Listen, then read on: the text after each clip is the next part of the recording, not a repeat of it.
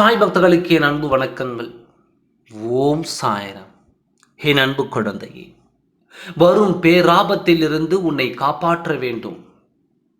மிகப்பெரிய ஒரு கண்டமாக உன்னை தேடி வந்து கொண்டிருக்கும் ஒரு காரியம் என்னவென்று விளக்கமாக கேட்டு தெரிந்து கொள்.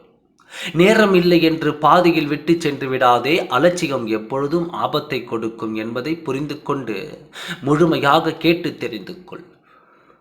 நீ இதை கேட்கும் நிமிடம் இந்த கண்டத்திலிருந்து உன்னையும் உன் குடும்பத்தையும் காப்பாற்றுவேன்.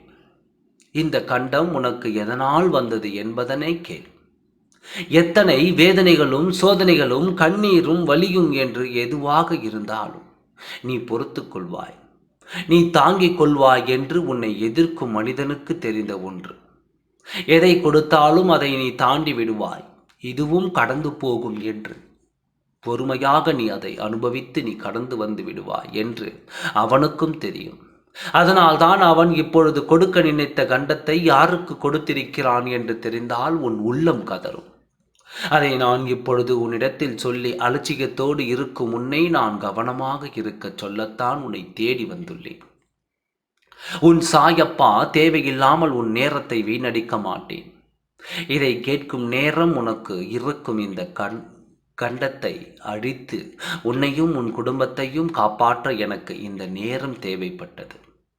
அதற்காகத்தான் என் வாக்கை கேள் என்று கூறி இப்பொழுது நீ கேட்டுக்கொண்டிருக்கிறாய். வலியும் வேதனையும் உனக்கு இருந்தால் பொறுத்து கொள்வாய், ஆனால் உன்னை சார்ந்தவர்களுக்கு இருந்தால் உனக்கு பொறுக்க முடியாது என்பதை அறிந்த அவன் அந்த கண்டத்தை கொடுக்க நினைக்கிறான். என் உள்ளம் பதறுகிறது, நினைத்தாலே என் நெஞ்சம் வலிக்கிறது. கொடூர எண்ணம் கொண்ட இவனுக்கு அழிவு வர வேண்டும் என்று இப்பொழுது நான் என் ஆட்டத்தை தொடங்கி இருக்கிறேன். இது நாள் வரை நீ இழந்தது போதும், இதற்கு மேலும் எதையும் நீ இழக்க நான் சம்மதிக்க மாட்டேன். இழந்தது எல்லாம் மீண்டும் என் சாயப்பா கொடுப்பார்கள் என்ற நம்பிக்கையோடு இருக்கும் உனக்கு மீண்டும் இழப்பை கொடுத்தால் என் மீது இருக்கும் நம்பிக்கை போய்விடுமே. அந்த கடமையை இருந்து நான் தவறி விடுவேனே. வேடிக்கை பார்ப்பேன் என்று நினைத்தாயா?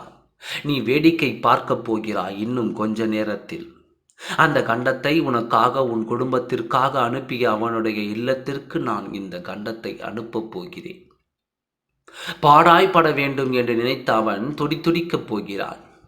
இன்னும் சற்று நேரத்தில் இப்படித்தானே மற்றவர்களும் இருக்கும் வலியும் வேதனையும் தனக்கு தான் என்று கிடைக்கும் உன் எதிரிக்கு நான் தண்டனை கொடுத்து அந்த கண்டத்தை அவனுக்கு அனுப்பி அவன் வாழ்க்கையில் நான் மிகப்பெரிய இழப்பை கொடுத்து வலி என்றால் என்ன, வேதனை என்றால் என்ன என்பதை நான் காட்டப் போகிறேன். இன்னும் கொஞ்ச நேரத்தில் எந்த பாதிப்பும் இனிமேல் உனக்கு வராது. இத்தனை நாள் வந்ததையும் உனக்கு சரி செய்து கொடுக்கிறேன். நான் உன்னை கண்காணித்து தான் வருகிறேன். என்னை மீறி உனக்கு எதுவும் நெருங்காது. உன்னை பார்த்து தலை குனிந்து நிற்கப் போகிறேன். உன் எதிரி இது சரியாக நடக்குமா என்று வேடிக்கை மட்டும் பார். ஓம் சாய்ராம். நன்றி, வணக்கம்.